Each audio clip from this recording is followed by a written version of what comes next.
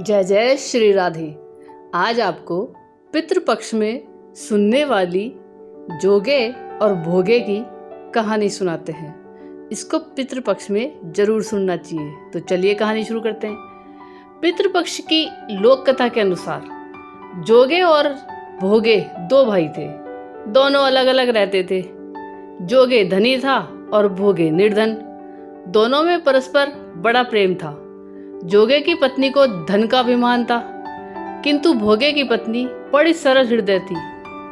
पितृपक्ष आने पर जोगे की पत्नी ने उससे पितरों का श्राद्ध करने के लिए कहा, तो जोगे इसे व्यर्थ का कार्य समझकर टालने की चेष्टा करने लगा।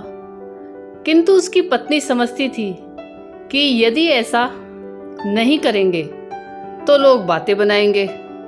फिर उसे अपने मायके वालों को दावत पर बुलाने और अपनी शान दिखाने का यह उचित अवसर लगा। अतः वह बोली, आप शायद मेरी परेशानी की वजह से ऐसा कह रहे हैं, किंतु इसमें मुझे कोई परेशानी नहीं होगी। मैं भोगे की पत्नी को बुला लूंगी, दोनों मिलकर सारा काम कर लेंगी। फिर उसने जोगे को अपने पीहर न्योता देने के लिए भेज दिया। दूसरे दिन उसके बुलाने पर भोगे की पत्नी सुबह सवेरे आकर काम में जुट गई। उसने रसोई तैयार की, अनेक पकवान बनाए, फिर सभी काम निपटाकर अपने घर आ गई। आखिर उसे भी तो पितरों का श्राद्ध और तर्पण करना था।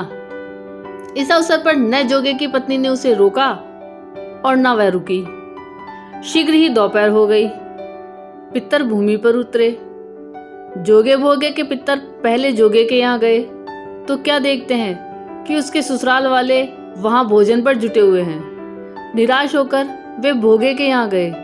वहां क्या था, मात्र पितरों के नाम पर अंगियारी दे दी गई थी। पितरों ने उसकी राख चाटी और भूखे ही नदी के तट पर आ पहुंचे।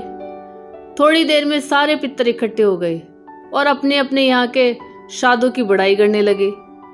जोगे भोगे के पितरों ने भी अपनी आप बीती सुनाई। फिर वह सोचने लगे, अगर भोगे समर्थ होता तो शायद उन्हें भूखा न रहना पड़ता, मगर भोगे के घर में तो 2 जून की रोटी भी खाने को नहीं थी। यही सब सोचकर उन्हें भोगे पर दया आ गई। अचानक वे नाच नाच कर गाने लगे, भोगे के घर धन हो जाए, भोगे के घर धन हो जाए। सांझ होने को हुई। भोगे के बच्चों को कुछ भी खाने को नहीं मिला था। उन्होंने माँ से कहा, भूख लगी है। तब उन्हें टालने की गरज से भोगे की पत्नी ने कहा, जाओ, आंगन में हौदी औंधी रखी है, उसे जाकर खोल लो और जो कुछ मिले बांट कर खा लेना। बच्चे वहां पहुंचे। क्या देखते हैं कि हौदी मोरों से भरी पड़ी है। वे दौड़े दौड़े माँ के पास पहुंचे और उसे सारी बात बताई। आंगन में आकर भोगे की पत्नी ने यह सब देखा तो वह हैरान रह गई। इस प्रकार भोगे भी धनी हो गया, मगर धन पाकर वह घमंडी नहीं हुआ। दूसरे साल का पितृपक्ष आया। श्राद्ध के दिन भोगे की स्त्री ने 56 प्रकार के व्यंजन बनाए। ब्राह्मणों को बुलाकर श्राद्ध किया, भोजन कराया, दक्षिणा दी। जेठ जेठानी को सोने चांदी के बर्तनों में भोजन कराया।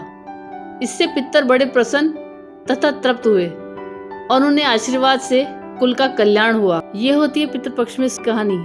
आपको कैसी लगी ये जरूर बताइएगा और पितृपक्ष में एक बार जरूर सुनिएगा। धन्यवाद।